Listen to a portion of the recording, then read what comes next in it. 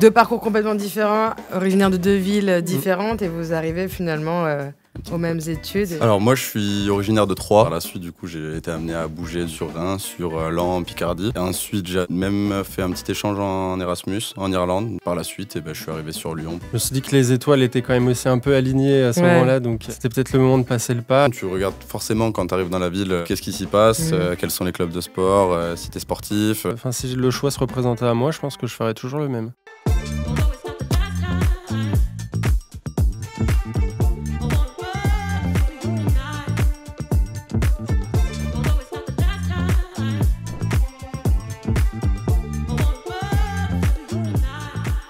Bonjour et bienvenue dans la Bande Active, le podcast présenté par les Belles Années. Aujourd'hui, je suis accompagnée de Lucas et Kéliane et on va parler un petit peu d'un sujet un peu important quand même pour les étudiants parce que vous êtes très très nombreux à le vivre, c'est la découverte d'une nouvelle ville, le déménagement, les nouveaux repères, des nouveaux lieux, de nouveaux piliers pour vous, savoir comment ça se passe, nous donner un peu tous les tips, les conseils, savoir ce qu'il faut faire, ce qu'il ne faut pas faire. Et on est ravis aujourd'hui de vous recevoir pour parler de tout ça. Alors, on est à Lyon aujourd'hui, donc si on parle de ça, c'est que j'imagine que vous n'êtes pas originaire de Lyon, donc je vous laisse vous présenter. Vas-y Kéliane, on t'écoute. Alors moi je suis originaire de Troyes, dans l'Aube. Par la suite du coup j'ai été amené à bouger du coup dans les environs, sur Reims, sur Laon, en Picardie. Ouais. Et ensuite j'ai même fait un petit échange en Erasmus, en Irlande, donc j'ai quitté deux pays même. Et par la suite je suis arrivé sur Lyon pour faire mes études dans l'immobilier. Ok, t'es arrivé tout de suite après ton bac ? Comment ça s'est passé ? Du coup, j'ai fait mes années d'expérience à droite à gauche et je suis arrivé en L3, donc en troisième année après le bac. Ok, ici, très bien. Tu vas nous expliquer juste après pourquoi Lyon. Et toi, Lucas ? Non, moi je suis lyonnais de naissance, donc j'ai pas changé de ville. Mais welcome back. Ouais, exactement. Mais par contre, j'ai changé d'école parce que j'ai fait une reconversion professionnelle. Donc je passais de l'université à l'école pour l'immobilier notamment en master. Donc quand même changement de repère, quand même changement de vie changement finalement. De milieu et puis une sorte de nouveau départ, quoi. Ouais, ça c'est vraiment un sujet important parce qu'on a de plus en plus finalement qui sont concernés. On le voyait avant qu'il y avait beaucoup de reconversions, on en parlera sur les premières années d'études. Maintenant on voit qu'à la fin des études, finalement après l'obtention des diplômes, on part tout de suite en reconversion. Donc on va avoir plein de questions là-dessus, je pense, qui vont intéresser un petit peu tous nos auditeurs.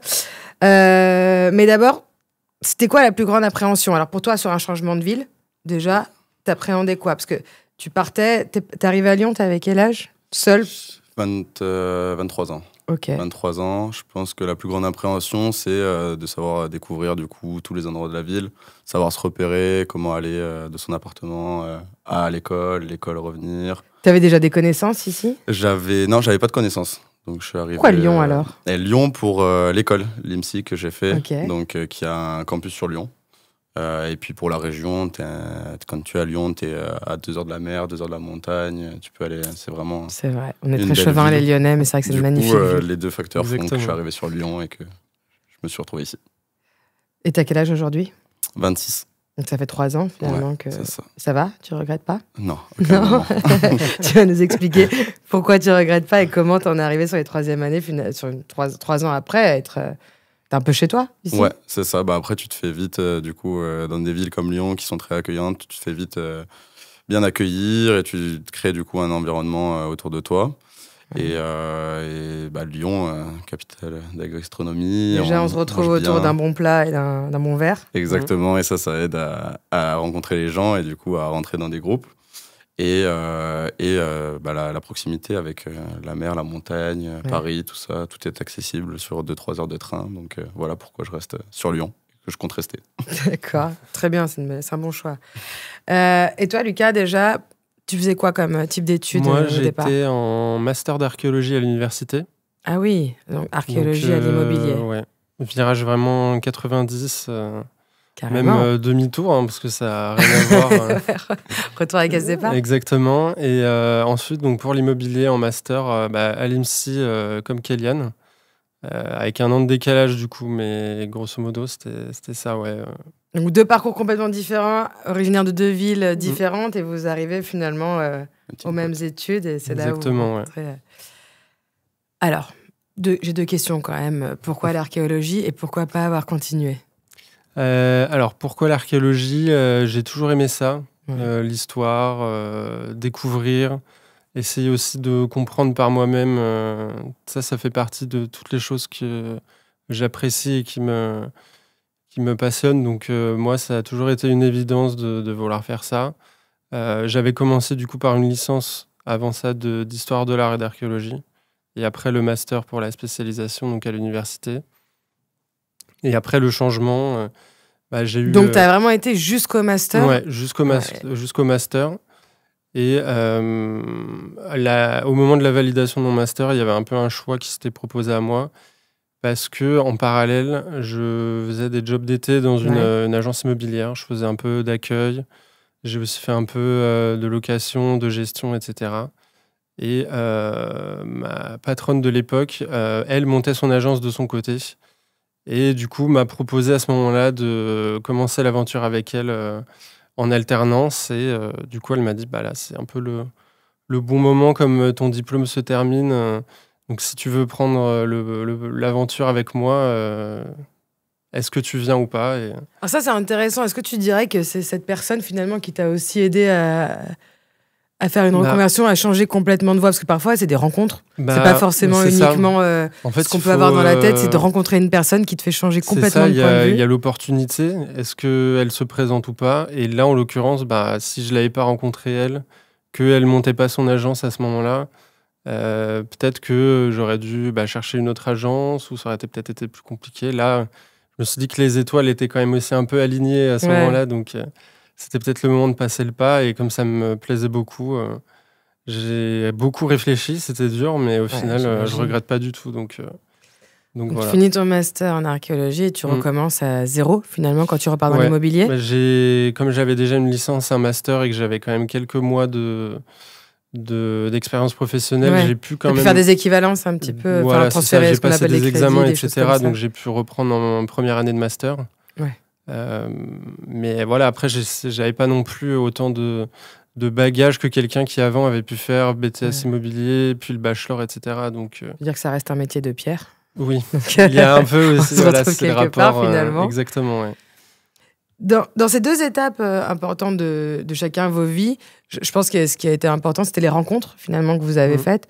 Toi, Kéliane, ça s'est passé comment quand t'arrives à Lyon, tu connais personne? Est-ce que la rencontre, elle est difficile quand on change de vie comme ça?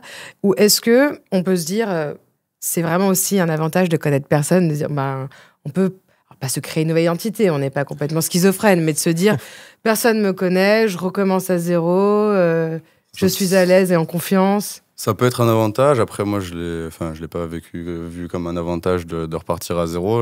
J'appréhendais un peu. Là où j'ai eu un peu de chance, on va dire entre guillemets, c'est de faire du coup de l'alternance, puisque j'ai commencé du coup mon alternance avant d'arriver à l'école. Et en commençant en alternance, on commence dans une entreprise. Donc une entreprise, c'est déjà 60 personnes rencontrées d'un coup. Donc avec des managers, avec des gens, d'autres alternants surtout, qui ont permis de briser la glace et d'avoir des petits tips pour prendre les transports, pour aller faire ses courses à tel endroit, quel quartier est le bon ou pas.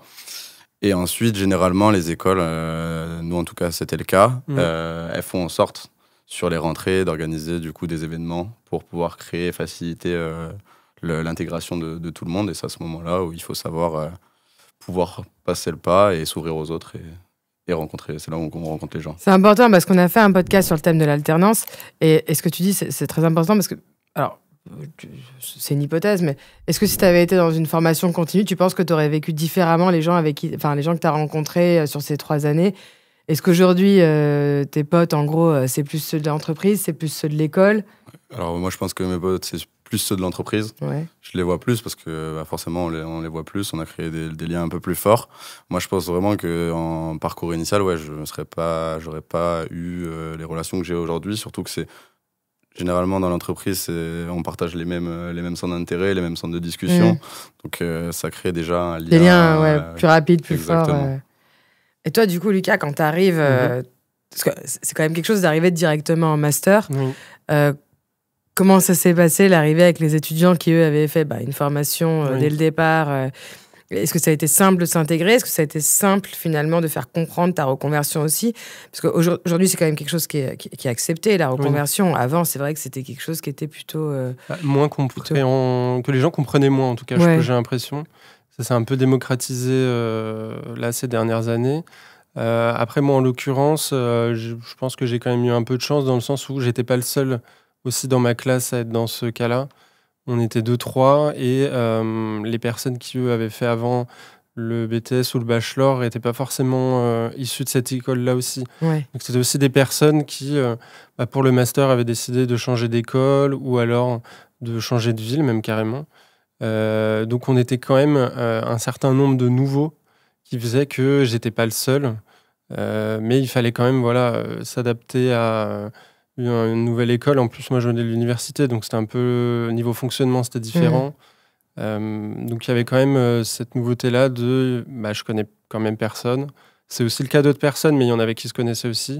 Donc, il faut arriver à faire le premier pas. Et moi, je sais que, en plus, je ne suis pas nécessairement celui qui est le plus extraverti ou le plus avenant, donc j'avais un peu peur à ce niveau-là, mais non, ça s'est bien passé. C'est quoi les conseils que vous donneriez là pour justement pour faire le premier pas? Parce que c'est ça toujours la difficulté. Ça, on dit qu'avec le temps, les choses se font, les relations se créent, mais pour des personnes qui sont plus ou moins timides ou moins avenantes que d'autres, c'est quoi le conseil quand tu arrives quelque part où personne ne te connaît, toi, tu connais personne, tu peux aussi être dans l'appréhension. Donnerais quoi comme conseil? Sois toi-même. Forcément, dans le cas de l'école, par exemple, et ça c'est bête et méchant, mais forcément être assidu aux cours, toujours y aller, parce que forcément quand on n'assiste pas à tous les cours, on loupe aussi on va peut-être pas aller être dans le groupe qui se forme ou des choses comme ça, donc déjà je pense que c'est hyper important de bien être assidu aux cours. Et puis après, moi j'ai toujours essayé de me rattacher au peu que je pouvais quand même avoir en commun avec ces gens-là. Donc, par exemple, là, en alternance, je leur demandais, eux, dans quelle entreprise ils étaient, comment ça se passait, etc. Et du coup, forcément... Tu crées du lien en t'intéressant aux gens. Voilà, c'est ça, exactement. Eux, ils me posaient la question ensuite en retour. Et après, la discussion, elle commence un peu de là et elle se fait naturellement. Mais c'est vrai que le plus dur, c'est vraiment de se lancer, quoi. Mais une fois qu'on s'est lancé... les gens, ils aiment bien qu'on leur pose des questions. Donc, les gens adorent qu'on s'intéresse à eux. Exactement. Ça, c'est la nature humaine, ça c'est sûr. Ça. Sois curieux, intéresse-toi aux gens et tu verras qu'ils te répondront avec un grand sourire.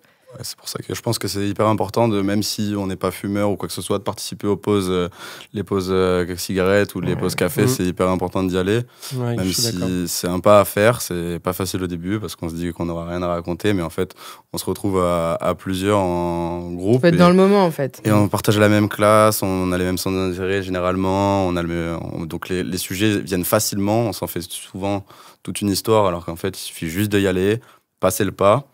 Et c'est là où tu pourras discuter. Après, moi, je pense qu'il y a aussi les événements organisés par les écoles, les associations. Je pense qu'il faut vraiment la différence entre mes premières années d'études et à la fin. J'allais beaucoup plus aux événements pour rencontrer les gens. En fait, c'est là où tu rencontres les gens, même si tu es tout seul. Même si le thème de l'événement ne t'intéresse pas forcément, tu te dis, je vais pouvoir rencontrer des gens. Tu n'es pas obligé de faire tout l'événement en entier. Tu peux venir au début ou un peu plus à la fin. Ou que pour l'apéro. Ce qui te convient que pour l'apéro, par exemple. C'est le moment le plus convivial en même temps.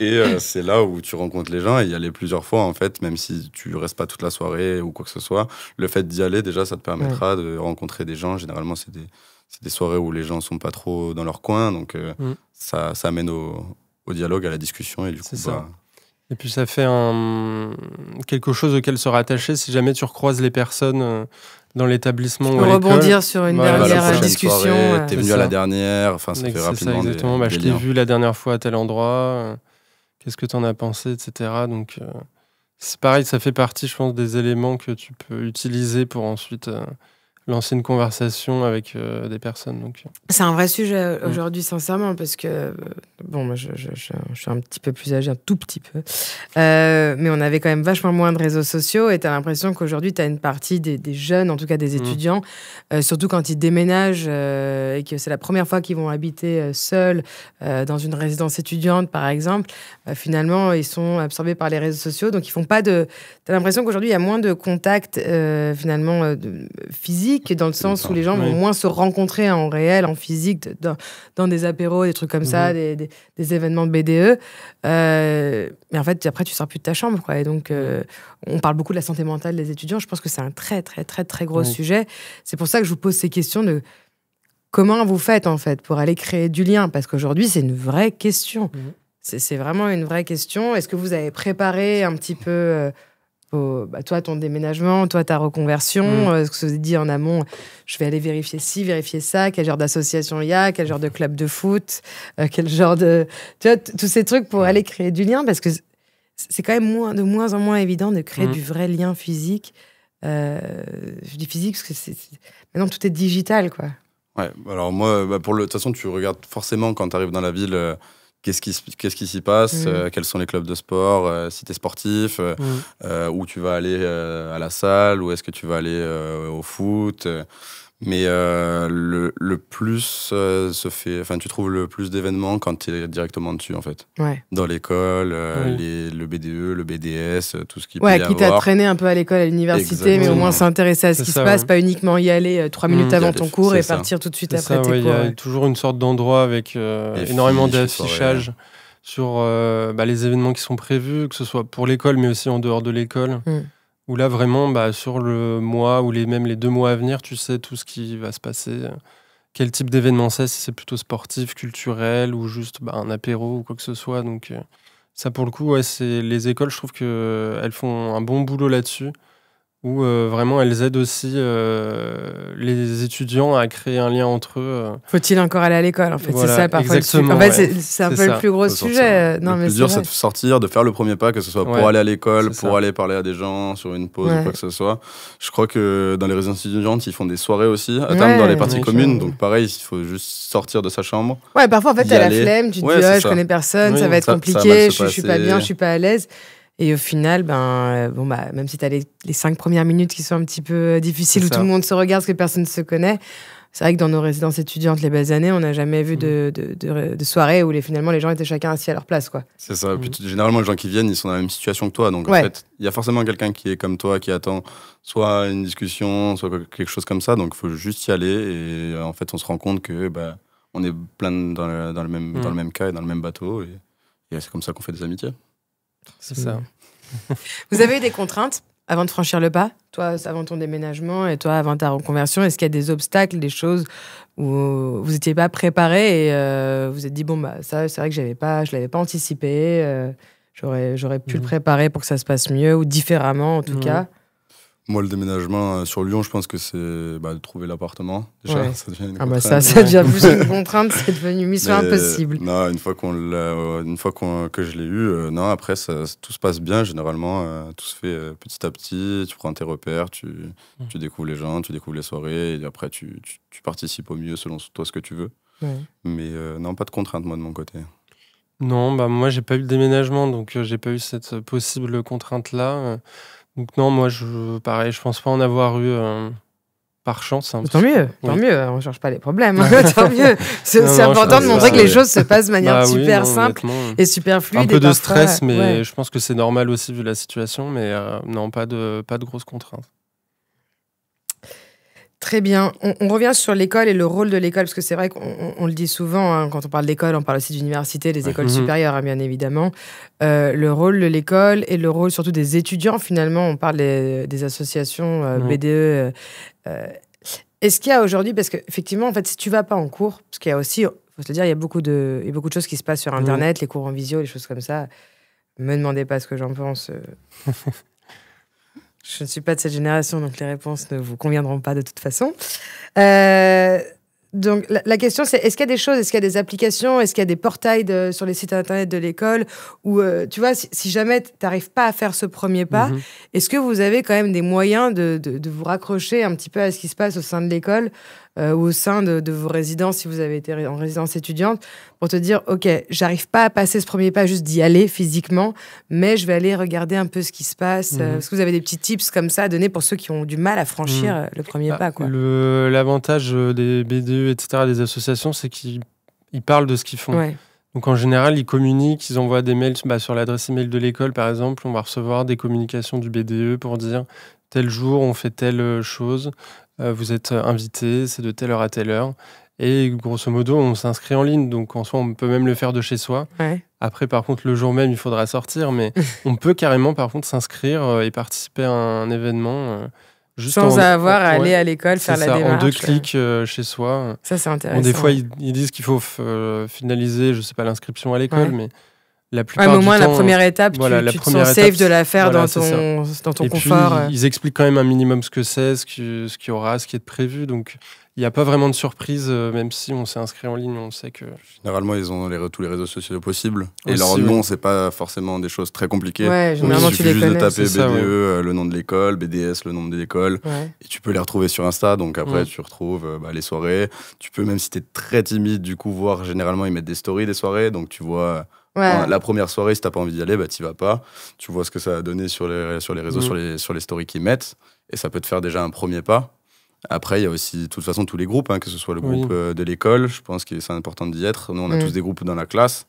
C'est hyper important pour se partager des infos. Il y a des groupes de travail aussi à l'école qui vous obligent finalement à travailler un petit peu ensemble. Il y en a. J'en ai vu plus à la fac, moi. Oui, j'en ai vu plus à la fac aussi. Qu'en école. Après, dès qu'il y a des travaux de groupe, de toute façon... C'est mieux d'être là plutôt que de dire je fais ma partie, je vous l'envoie. Ouais, voilà. Déjà, je pense que d'un point de vue qualité de travail, c'est mieux aussi pour le rendu final. Ouais, mais c'est aussi plus sympa de travailler avec des gens plutôt que chacun dans son coin. Et là, pour le coup, ça fait vraiment quelque chose où en fait, on t'inclut dedans. T'as pas vraiment besoin de faire quelque chose parce que c'est des travaux de groupe. Donc, ça te permet aussi de passer peut-être cette étape-là. Le travail de groupe, ça va te permettre de mettre le premier pied dedans. Et après, si tout se passe bien pendant le travail de groupe, en général, ça continue après. Ça peut créer des amitiés, des liens, etc. Donc, ne pas être réticent au travail en groupe. C'est ça, oui. C'est ce qui va te permettre en fait, de rencontrer les gens. Exactement. On peut être, pour des raisons timides, pour des raisons de ne pas avoir envie de rencontrer les gens. Mais en tout cas, on ne peut pas dire qu'on n'aime pas tant qu'on ne connaît pas. Donc, c'est forcer un petit peu. Les intégrer, tous les groupes possibles. Et puis après, quitte à les quitter par la suite. Mais autant intégrer les groupes, même les groupes des résidences. Il y en a souvent qui se font dans les groupes de résidence en entre eux. Pour avoir, t'as des affinités. Maintenant, mais en même temps, aujourd'hui, tu peux trouver de tout et n'importe quoi. Tu peux te faire des clubs de running, tu peux te faire des clubs d'échecs, tu peux te faire des club Pokémon, je sais pas, mais en tout cas, c'est vrai qu'aujourd'hui, les opportunités, finalement, ne manquent pas. Et on parlait des réseaux, et finalement, c'est grâce à ces réseaux que tu peux rentrer dans des groupes et ensuite aller les rencontrer. Quand on parle souvent aux personnes les plus timides et les plus réfractaires au contact tout de suite, d'aller échanger. C'est vrai que c'est pas simple quand même. C'est de moins en moins simple. On en parle beaucoup aussi de l'aspect Covid qui a créé cette distance encore plus importante. Franchement, moi, je suis tellement heureuse d'avoir passé mes études supérieures avant cette époque parce que tu te dis tes plus belles années à être enfermé chez toi pendant 1 an et demi, 2 ans, ne pas rencontrer les gens, ne pas... Pour ceux qui ont passé le bac en terminale en 2020. Mais je suis désolée pour vous. Vous n'avez pas connu ce que c'est que l'année de terminale, quoi. Même les études supérieures, au final. Oui, bien sûr. Nous, ça nous fait tous une année un peu trou où on s'est retrouvés. Ça a été dur ? On s'est retrouvés. C'était complexe. On a su. Après, nous, on est une génération quand même où on a su s'adapter forcément. On n'avait pas la contrainte de l'informatique. On est né avec. Oui. Donc, déjà, tous les aspects informatiques, tout ça, c'était quelque chose dont on n'avait pas besoin de s'adapter. Après, c'était juste un peu plus d'autodiscipline. Parce qu'on était derrière notre écran, donc c'est facile d'ouvrir un écran et de le laisser tourner. Mais bon, si on veut le diplôme à la fin de l'année... On en a vu des choses avec les bougies, les souris qui bougent tout seules, les machins... Et on s'est rencontrés... Moi, mon année de bachelor, par exemple, c'était cette année-là, et je me suis retrouvé à rencontrer mes camarades de classe, du coup, au mois de mars, sur une fin d'année en juin, juillet, tu les vois pas beaucoup. Donc après, c'est difficile de créer du lien. Ça a été vraiment un moment très, très difficile. Les travaux de groupe, c'est là où ils font le taf, ils font le travail en amont, où on s'est déjà parlé, on a déjà échangé plusieurs fois pour faire du travail en groupe. Et par la suite, du coup, quand on se voit en physique, on se dit « Ah, tiens, c'est avec toi que j'ai fait tel travail-là, avec toi que j'ai fait ci, ça. » T'étais mieux en caméra. T'étais mieux à leur dire. Non. Avec le recul aujourd'hui, tu dirais quoi à quelqu'un qui veut franchir le cap pour toi d'un déménagement et pour toi d'une reconversion? Qu'est-ce que tu lui dirais? C'est quoi, avec le recul que vous avez aujourd'hui de quelques années, finalement, la chose la plus essentielle? Moi, je dirais que c'est le meilleur moment pour le faire. Parce que c'est là où on est encore dans les études. Donc, attends pas d'avoir 10 ans de carrière et te faire une reconversion à 45 ans. On est déjà habitué à être dedans. Donc, changer, même, ça rajoute même un peu d'excitation et d'envie. Je pense que c'est quand même un peu plus dur, effectivement, quand on a déjà 10 ans d'expérience ou autre dans le monde professionnel. Et surtout, c'est aussi le moment où on est aussi très libre. On n'a pas forcément d'enfants. On peut peut-être encore rester T'as moins d'obligations, on va dire, qu'un adulte. On a beaucoup moins d'obligations et c'est maintenant ou jamais, hein, franchement. Moi, je voulais pas avoir de regrets, donc je me suis dit, je me lance et comme ça, voilà. Je me suis dit, au pire, je pourrais toujours revenir encore en arrière. Alors ? Non, je le ferai pas. Non. Ça va. Vraiment, je regrette pas du tout. Et du coup, je me dis, heureusement que je me suis écouté et que je voulais pas avoir de regrets parce que là, aujourd'hui, j'en ai pas du tout. Donc, ça, c'est bien. C'est important de le dire. Que sur le moment, ça peut être dur. Mais que derrière, en fait, ce que ça va te procurer, toi, en tant que confort de vie. C'était un choix très, très dur. Mais je me suis dit, non, il faut pas avoir de regrets. Donc, je tente. Et au final, c'est la meilleure chose que j'ai pu faire. Donc, je suis vraiment très content de l'avoir fait. Ah, c'est génial. Je suis content pour toi, Lucas. Et toi, Kéliane, est-ce que tu regrettes d'avoir quitté Troyes ? Non. Non, pas de regret. C'est hyper important de le faire, de passer cette étape et de découvrir du coup des nouvelles villes, des nouveaux endroits. Je le conseillerais même de le faire plusieurs fois. C'est ce que j'allais dire. Ça donne encore plus envie de bouger, du coup. C'est ça. Plus tu bouges, plus tu as envie de voir s'il y a ailleurs. C'est bien. Et puis, au pire, de toute façon, tu peux retourner sur ce que tu as déjà connu. Donc, il n'y a pas d'inquiétude à avoir. Il faut foncer et sauter le pas. C'est le plus important, finalement. Bon, au final, vous l'avez fait, personne ne regrette. Non. T'as envie de le refaire ? Ouais. T'as peut-être pas envie de le refaire. Non, mais en tout cas, si jamais j'avais le choix si le choix se représentait à moi, je pense que je ferais toujours le même. Ouais. Ça, c'est important. Donc, t'es constant et en même temps, t'es en ligne avec toi-même, donc ça va. Ouais, voilà. En fait, c'est... moi, je regrette tellement pas que si je devais revenir en arrière, je referais le même choix encore et encore. Donc voilà. Ça, c'est vraiment important parce que c'est vrai que c'est des étapes qui sont tellement dures à passer. En fait, tu gamberges finalement, tu te dis, mais il y a ci, il y a ça, j'ai été jusque-là. Pour certains étudiants aussi, de se dire de repartir dans des études, alors qu'il y a l'aspect financier aussi qui est important.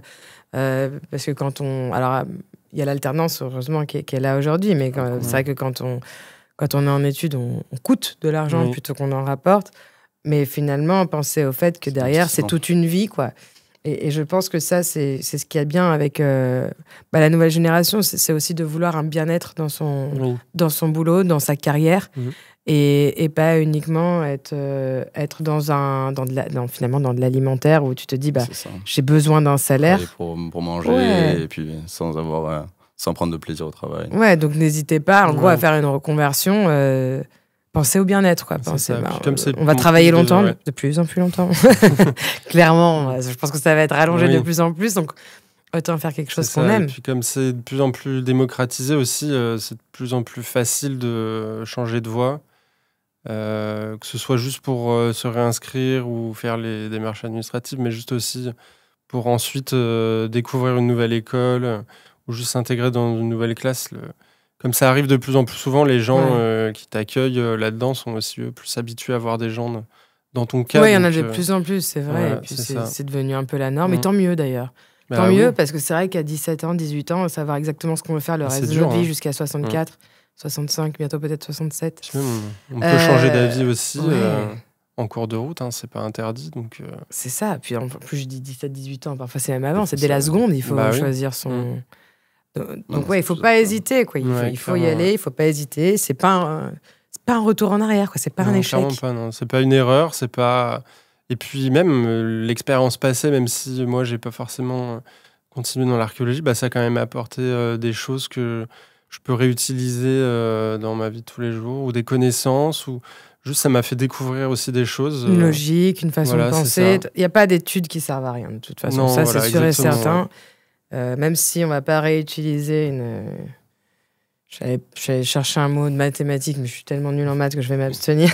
Même si on ne réutilisera certainement pas la pratique même qu'on a faite, mais en tout cas, ça te forge un caractère, une façon de penser, un état d'esprit. Et il ne faut jamais, jamais, jamais, jamais se dire que j'ai fait tout ça pour rien, parce que ce n'est pas vrai, quoi. C'est jamais pour rien. Ouais.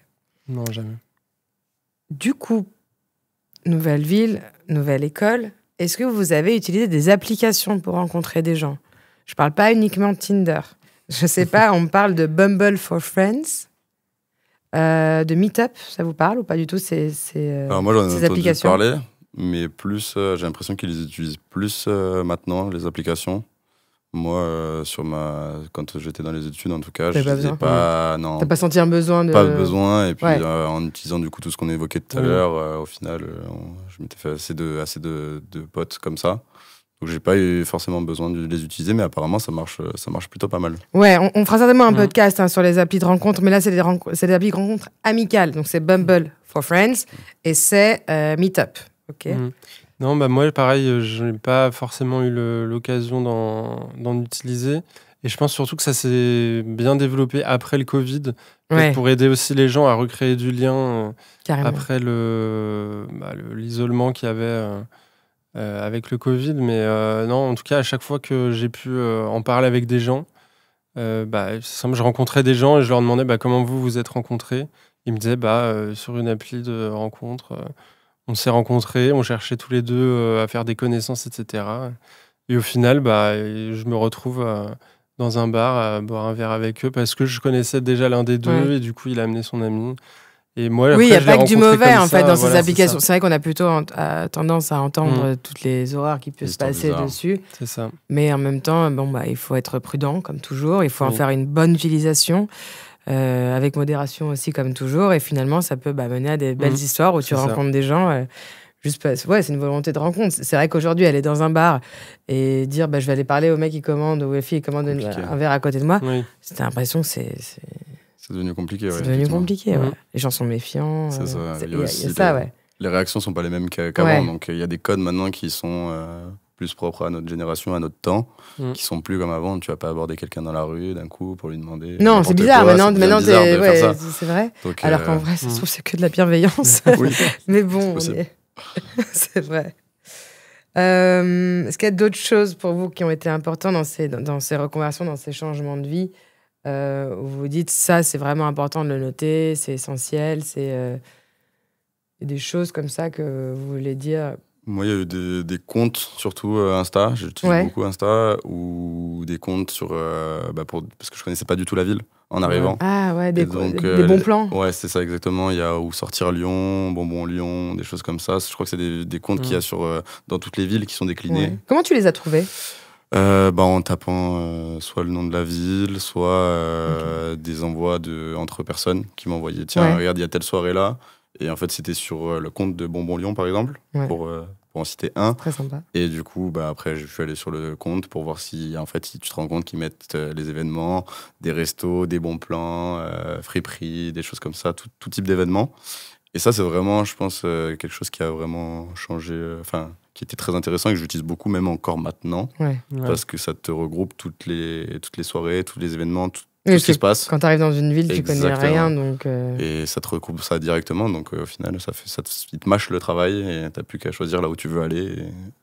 Donc les comptes Instagram comme ça, moi, ça m'a bien aidé, pour le coup. Moi, je sais que même sans changer de ville, je suis quand même tombé dessus parce que forcément impossible de connaître chaque recoin d'une ville. Donc, il y a du changement permanent, des nouveaux bars, des nouveaux. C'est ça. Puis il y a tellement de choses qui se passent qu'on ne peut pas être au courant de tout comme ça. Donc, pareil, en cherchant, on finit par tomber dessus, ou alors c'est des gens qui nous les envoient. On voit la pub sur les réseaux sociaux aussi pour certains événements. Et après, on voit en allant prendre notre place que y a du coup sur ce site-là, Shotgun ou autre, il y a d'autres événements qui sont pas très loin aussi. Du coup, on regarde. C'est quoi Shotgun ? Shotgun, si je dis pas de bêtises, c'est une application qui permet de s'inscrire pour participer à des événements mais qui sont culturels, musicaux. C'est vraiment très varié. Ouais. Et moi, je sais que la toute première fois, j'avais pris pour un concert. Mais en fait, j'ai regardé parce que je me suis dit, en fait, il n'y a pas que ça sur l'application. Et du coup, j'avais pu faire une sortie dans un musée. Ouais, du coup, après, tu vas finalement continuer à regarder parce que tu as plein de bons plans. C'est ça. Et de fil en aiguille, après, je tombe sur plein d'autres trucs. J'en parle à des gens que je connais. Et eux, ils me disent, moi, j'ai vu ça, et ainsi de suite. Comme quoi, les réseaux sociaux peuvent être aussi un outil pour rencontrer physiquement des gens, ouais. Quoi. Exactement. Très bien, je vous remercie d'avoir partagé un petit peu vos expériences. On finit toujours notre podcast sur un mini-jeu. On a un petit peu changé le format. On va faire un tu préfères. Un light, pas les tu préfères que tu peux faire entre potes. Donc tu préfères aller voir des gens ou laisser les gens venir à toi ? Tu veux commencer ? Moi, je vais voir les gens. Moi, je les laisse venir. Ça s'est vu, du coup, tu l'as laissé commencer. Très bien. Tu préfères tout organiser pour tes activités pour découvrir une nouvelle ville ou plutôt faire au feeling ? Au feeling. Au feeling aussi. Ouais. Je préfère me laisser porter et découvrir sans t'imposer un truc. Ouais, vraiment que ça se fasse naturellement, quoi. Et je me dis que c'est peut-être aussi comme ça que je découvrirai des trucs qui, à première vue, m'auraient pas forcément intéressé. Les meilleures activités, les meilleurs plans comme ça. Parce que généralement, t'inscris à quelque chose, t'apprends qu'il y a autre chose en même temps et t'es un peu dégoûté d'avoir pris un engagement sur l'un. Donc, même peut-être que tu te focuses trop sur le truc que tu veux faire. Du coup, tu te dis, je verrai peut-être après. Et... Au feeling, je trouve que je sais pas. Tu te fais confiance, quoi. Ouais, voilà. C'est toujours mieux de se faire confiance. Meilleures expériences comme ça au feeling. Tu m'étonnes. Coloc avec des inconnus ou studio seul ? Studio seul. Ouais. T'es maniaque ? Ça peut expliquer beaucoup de choses. Bah... Parce qu'on peut aimer les gens, mais parfois vivre avec eux, c'est trop, quoi. Peut-être un petit peu. Après, c'est plus mon côté réservé qui fait que... Mais avec des gens que je connais, par contre, je pense que j'aurais aucun problème à le faire. Mais des inconnus, je pense que c'est un peu plus compliqué. Pour moi, en tout cas. Moi, j'ai fait les deux, et les deux s'y portent bien. Et si tu devais refaire, tu choisirais quoi ? Si je vais refaire, au début, coloc avec des inconnus, et maintenant, plus tu grandis, plus tu veux ton studio seul. Ah, tu m'étonnes. Tu préfères être moteur dans l'organisation des sorties ou suivre tes potes ? Moteur, ouais. On organise. Comme ça, tu t'en veux qu'à toi-même si c'est naze. Exactement. Très bien. Tu préfères utiliser une appli pour rencontrer du monde ou provoquer les rencontres dans la vraie vie ? Bon, on vient un petit peu d'en parler, donc... Ça dépend, quoi. Ouais, c'est ça. Ouais, ça dépend. Utiliser les applis pour aller rencontrer dans la vraie vie. Oui. Pour essayer. On met les deux, on fait un package. Exactement, ouais. En même temps, c'est un petit peu tout ce qu'on vient de se dire, et c'est vrai que c'est hyper intéressant quand même, surtout pour quand tu changes de vie, peu importe quelles sont les raisons pour lesquelles tu le fais. Mais pour se lancer, c'est bien. Autant essayer, peut-être que ça portera pas ses fruits, mais au moins... Et au pire, tu perds rien. Oui, voilà, c'est ça. C'est ça, surtout. Ce qu'il faut se dire, c'est que tu n'as rien à perdre. Il y a tout à gagner, en fait. Exactement. Au pire, ça te plaît pas, tu rentres chez toi, et puis c'est pas grave. On sait d'où vient, et au pire, on y retourne, et puis c'est pas grave. Je vous remercie franchement, très sincèrement. C'est important, parce qu'on est de plus en plus nombreux, finalement, à faire des reconversions, à faire des changements de ville. Aujourd'hui, trouver quelqu'un qui est né dans la ville, qui fait toutes ses études, qui grandit et qui il décède, j'espère, le plus tard possible, c'est de plus en plus rare. Donc, faites vos expériences, déménagez, faites des reconversions. Vous avez l'air très épanoui et très heureux, donc je pense que c'est que ça fonctionne un petit peu. Et n'hésitez pas à vous poser nos questions. Merci beaucoup. C'était la bande active pour les belles années.